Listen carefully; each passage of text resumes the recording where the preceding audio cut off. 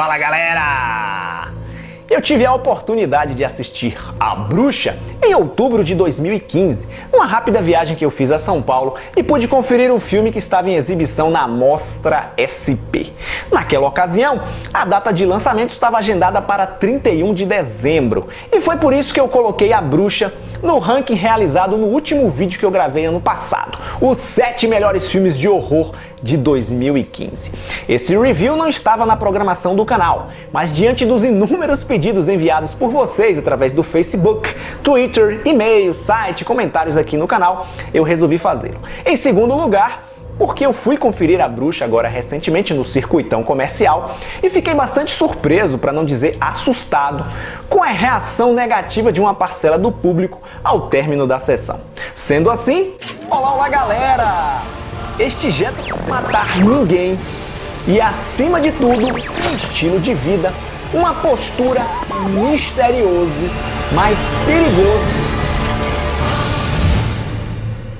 Eu não sei se vocês perceberam, mas alguns dos nossos vídeos estão ganhando legendas, subtítulos em inglês. Isso mesmo! Agora o canal do Jetro está preparado para conquistar o mundo! Yeah! So guys, tell all your foreign friends that our channel have English subtitles now, okay? Thank you.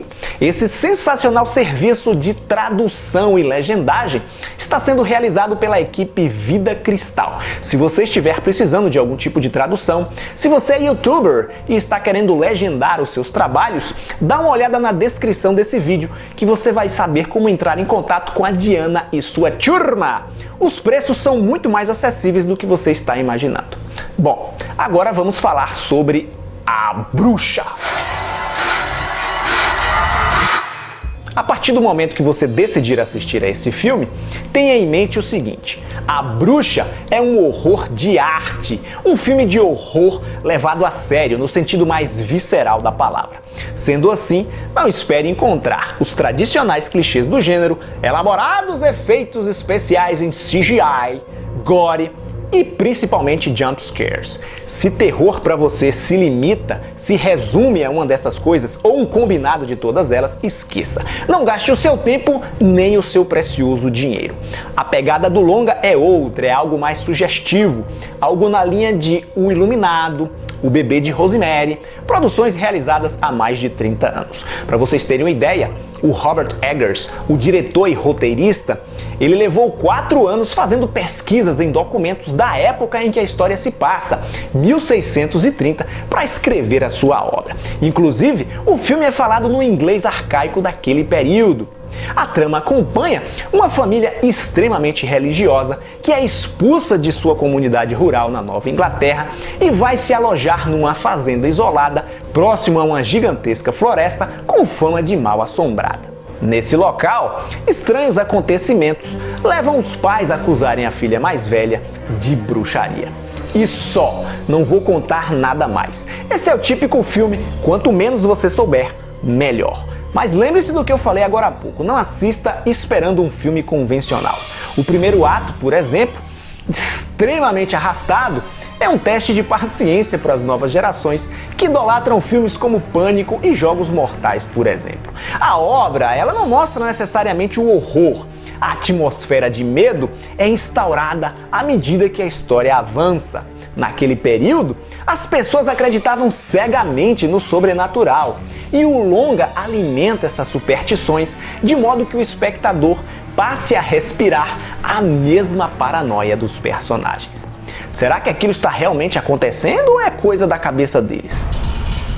É justamente aí que reside o tchan, o charme de A Bruxa, apostar em um horror muito mais imaginário do que visível. Será que o mal realmente existe ou foi inventado por nós? Apesar de ser o seu primeiro longa-metragem, o Robert Eggers mostra uma habilidade incrível no posicionamento de sua câmera e na direção de atores. Parece que a gente está ali, vivendo, interagindo com aquela família. Os atores mirins dão um show, sobretudo a filha mais velha, interpretada pela Anya Taylor-Joy, que sabe como transmitir com o olhar inocência, angústia, revolta, malícia. Essa garota com certeza tem um futuro promissor.